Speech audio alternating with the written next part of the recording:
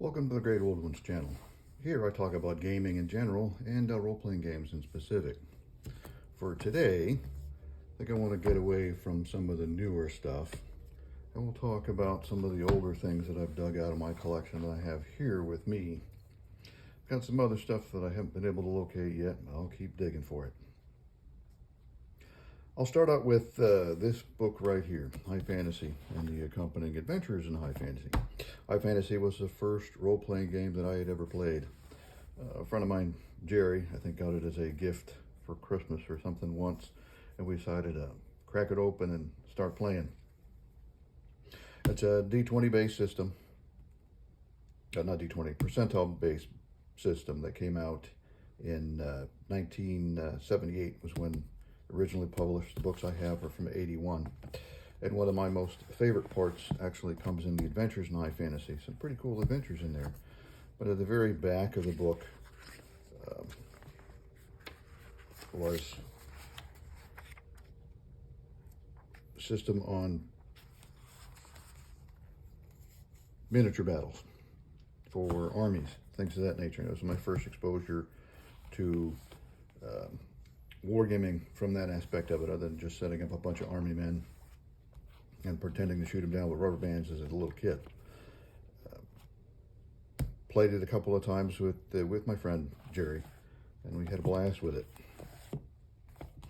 So this is one of the originals of games that were to come to be. After that, one of my favorite things happened to be Middle-earth role-playing game. Came out in 1982. There's a Middle-earth campaign guide source book. You know, growing up as a Tolkien fan, this was the thing. And I know a bunch of people that love this particular thing. Iron Crown Enterprises also came out with Rollmaster, and their percentile-based gaming system, which this is somewhat of a subset of. After that, one of the most favorite games I'd ever played was Champions. Champions, which had changed over into the Hero System rules over the years. This came out in 1981. This is the second edition, if I remember correctly, in 89 is when this one came out. It's an excellent points-based D6 system it was designed specifically for role-playing heroes, but as a points-based system, it does translate well to making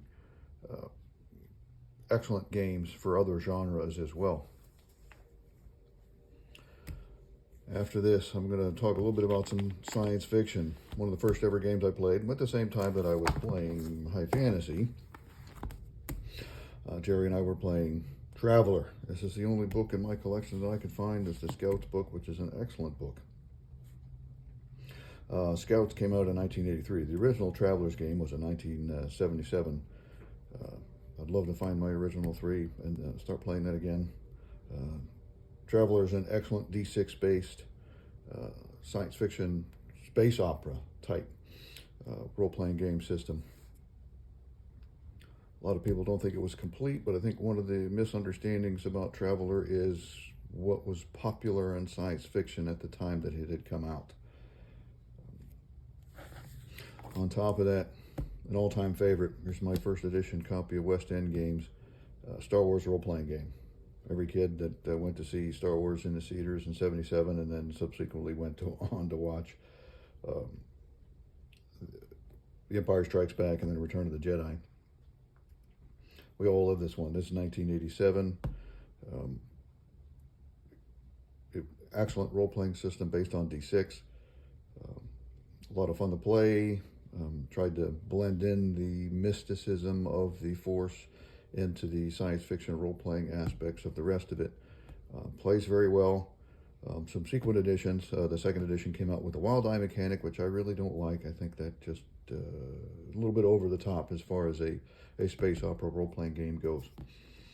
A couple of the more obscure games that I have that people don't understand or have never seen before. This particular one is Rand, Morning Star Missions. Leading Edge Games. It's an excellent system. It's pretty much based on percentiles. Covers combat and magic system is a simple magic system and stuff that's in here. Basically a fantasy-based type system with some science fiction elements that are thrown in, but primarily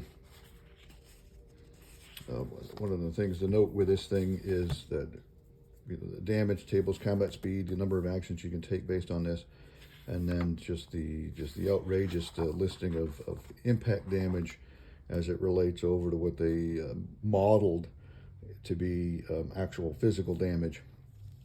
This was really crunchy. This one's copyright 1984.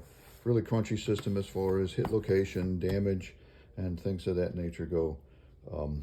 Still a lot of fun to play. Seems to be a little bit outrageous when I do 10,000 points of damage to you and you make your virtually impossible 1% chance roll to remain conscious with that much damage. So it could be a little bit over the top on occasion.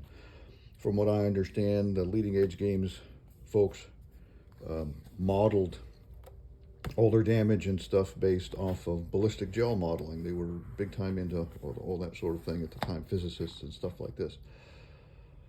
Born out of that, or come a little bit later on here, is the Phoenix Command combat system. This one's the hand-to-hand combat system. I do have supplements for other types.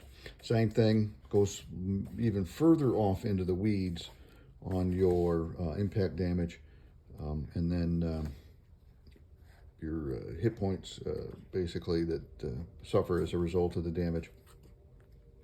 It works pretty fast.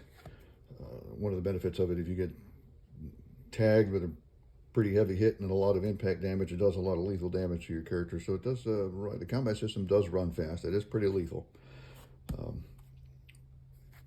But very well modeled game as far as that stuff goes. But for an abstract concept of role-playing games, it goes way off into the weeds a little bit too much. And the last thing that I have here that I'd really like to show you all is the Aliens adventure game.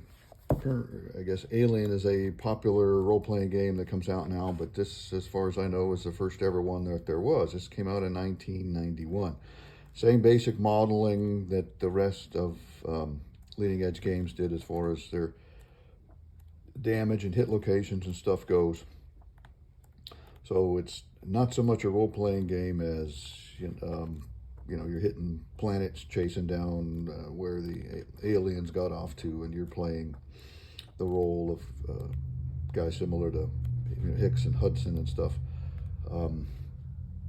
They give you notes on the game world and stuff like this that goes in with it.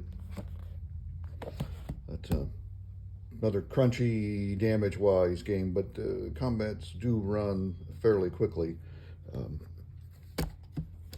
if you run through them properly and you're used to how the system works. Well, so there we have it. There's a handful of the original game books and stuff that I still have managed to find in my collection. As I dig out some more, I will go back over the new stuff that I bring out. Thanks for watching. Please like and subscribe. If you have any other topic stuff you would like for me to discuss, go ahead and leave a comment below and I will do my best on making a video about those things. Again, thank you very much.